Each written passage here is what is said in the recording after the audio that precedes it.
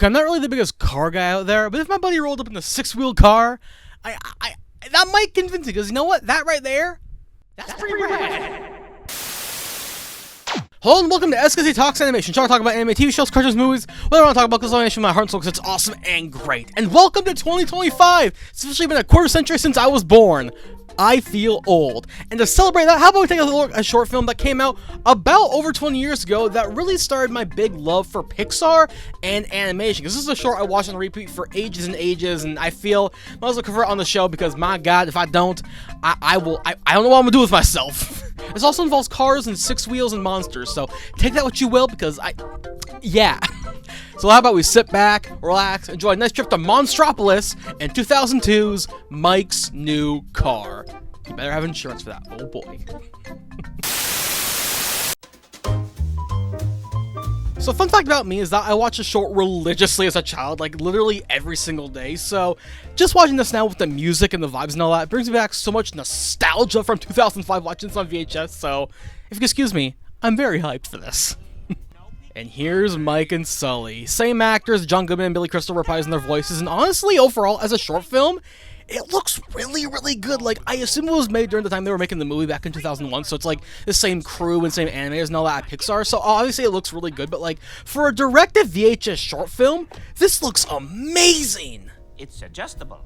It's adjustable. God, man, Billy Crystal is an icon. If you don't know Billy Crystal, look him up. Great host of the Oscars. Probably a fair host of the Oscars. He's amazing. Look at Sully's face. He's like a dog learning about life. I love him. Oh, he's so fun. It's like when your dad yells at you in the car. Don't touch any buttons or else he'll get angry at you. Trust me, I know the feeling. What I find really funny is, like, in the movie, Sully is the smart one and Mike is like the dumb one, sort of. And that's kind of reversed where Sully is just like, what does this button do? What is this doing? All that, and Mike's all like, okay, could you like stop doing this? Like, I just find it really funny, the contrast of characters, and it really does feel like it's like earlier in the timeline, the Monsters Inc. universe. I think it's really, really funny. So I just like the contrast of characters, and plus they're fun characters to begin with, so why not? Oh, the engine! Don't touch that engine! Don't do it, Mike. It's bad. No, Sully. No, Sully. No. Oh! I can feel that. When I was a kid, I got my hand like stuck in the car door once, so I understand the pain of Mike. I mean, not being caught in the engine, of course, because I'm not, you know, Mike Wazowski. I wish, but still, I can feel the pain. I can feel the pain. You know, one thing I gotta really show is like the colors of the short, because it really only takes place in one location, unlike Monsters Inc. Streetland. But like the colors, it's really fun. Like you have like a sunset going, and like, you know, the shape of the leaves and all that. I don't know if like this short progressively gets darker as it goes on, because some Pixar shorts would go like night to day as it goes on. But like in general, it looks very cool. I like it, and the colors are spot on. They're beautiful. I love it. Beautifulness. All the buttons. That's why you read your user's manual to see what button number 5 does in your car. Oh my God. Who's that guy? What is he doing? I love him. Oh my God. Damn, all that mayhem in 2.5 seconds. That right there, that is glorious. I love that. Who manufactured that car? Was it Monster, Hyundai, Mazda? I don't know car brands. That's maybe one of them, maybe. The last straw. Mike is done. He's gonna go turn Sully into a fur coat on Boo's toilet. That sounds weird. You know, it makes sense in context. Oh, Mike. Silly guy. It might be a short, and it might not tell that much of a story, but like, as a passing gag that was in the movie, I like seeing Mike's new car. It's very cute, very charming, and even though I can't really say a lot about it, to me, it's like my favorite. And even they continue it in the credits. They're talking about going beep beep and buzz buzz and all that, and it's just glorious, man. Like, Pete Docter, great director, great movie, great short. I want to see more about this world, and just, man, this short is great. Don't make it like they used to anymore. I find it really fascinating to talk about the legacy of Monsters Inc. as a franchise and its legacy over the past 20 years, because like, unlike Toy Story and Cars, which have always been super popular and have, you know, merchandising and toys and all that fun stuff, Monsters Inc., while it does have some of that, I feel like it's more under the radar as opposed to like, you know, Toy Story and especially Cars as a franchise, because like, yeah, you got, you know, movies and shows and all that, but like, I feel like they have a bit more of a special place in my heart specifically, you know, because you have the first movie, of course, and that movie I think is a legitimate marvel of 2001 standards. Like, the animation on Sully specifically is amazing, and like, the story is great, the comedy is great, the voice acting is literally superb, and the creativity of monsters going into kids' rooms and collecting their scream energy, I think is very ingenious, and it could really like have endless possibilities of fun, unique scenarios, and I really do like that movie. And because of the success of that movie and how awesome it is, we got some video games for PS1 and PS2, which were, they were okay, and some rides at Disney parks like Monsters Inc. Laugh Floor, which is a fun hoot of like Monsters Inc. characters doing stand-up, and which is just, it's so fun and so random, and I've actually been to that. It's really, really cool and all that. And then we got nothing for a few years. I mean, yeah, there were some mascots at Disney parks and all that, but besides that, wasn't really that much. Until 2013's Monsters University, which was a prequel to the film showing how Mike and Sully met in university. And I'll be real, that movie is more better than people think it is. Like, I am a sworn Monsters University defender.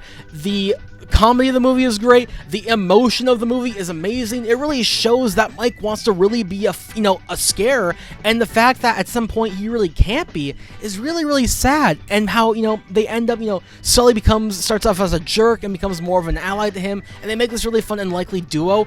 I love that movie, and if you have seen the ending specifically, that movie's ending tugs at your heartstrings. It's probably the best thing Pixar's ever made in the last 10 years. I love that. It is such a great, fun, great movie. I love that movie to bits, and even though it didn't do that well, I love the movie really, really a lot, and it's great.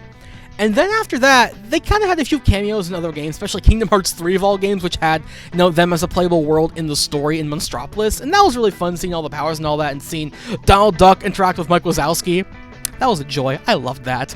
And basically that all culminated into 2022's Disney Plus series, Monsters at Work, which to me, I'll be real, I haven't seen that much of it, but from what I have heard, it's a sequel to the original show, has about two-ish seasons on there, and is actually not too bad, honestly. It takes, the continuation of the story of how, the world takes place with Laugh Energy.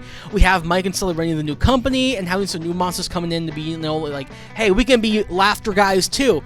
And I really found it to be interesting how they decided to go in a TV show route and not a movie, because a movie I think would have been like what people want to see, with like seeing Boo grown up and being all like, was this real or was this not? Having Mike and Sully enter the human world would have been a cool idea, but I think the way they went for Disney Plus show I think was really, really cool, because like, Randall makes an appearance near the end of the second season. They have some actual high stakes, and I feel like in the future, if they want to revisit the idea, they probably could, because they left that door open for Boo being, her door being alive at the end of the first movie, so it could be possible, but as it stands, it's a fine show. I like it, and the fact that they made it all is really, really cool. It shows us the creativity for Pixar shows, but really in general, Monsters Inc. is a franchise. While it doesn't really have a lot, what they have made I think is really, really cool, and I wish they would do more with it. Please, Pixar, do it.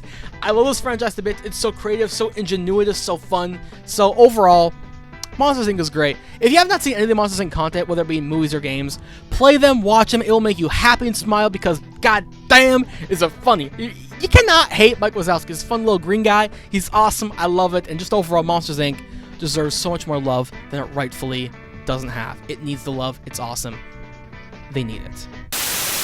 And there you have it. That was Mike's new car. In retrospect, probably one of the shorter Pixar shorts out there, but to me, it's one of my absolute favorites, because like of the characters and the music and the vibes and the jokes are on point. And even though it is kind of like a little like offhand comment type thing they made in the movie, it's like, how about, what if Mike got a new car? What if it was 6 wheels? What if it was insane and terrible and giant and crazy?